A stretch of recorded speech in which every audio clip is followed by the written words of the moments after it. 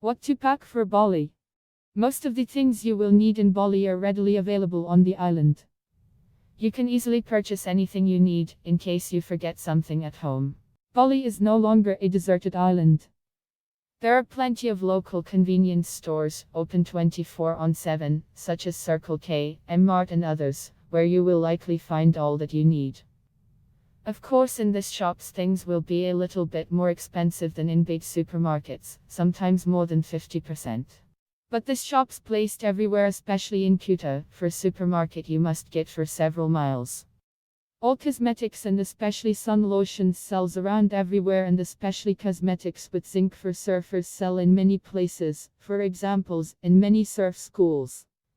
No problem with buying clothes, everywhere sell non-name clothes and have all cheap brands like H&M, Zara, Pull&Bear and many others. If you even want to go for high-end club with dress code, you can buy all casual clothes in shops around. You cannot enter to the country without a passport valid less than 6 months. Insurance for health is very important, especially if you will be surfing. In 70% you will hurt yourself, and if you rent a bike for moving through island. And if you will rent a car or bike you must have a worldwide driving license, or if you will meet police you will pay official 1 million rupiah, or you must bargain for 100,000 rupiah at its usual price.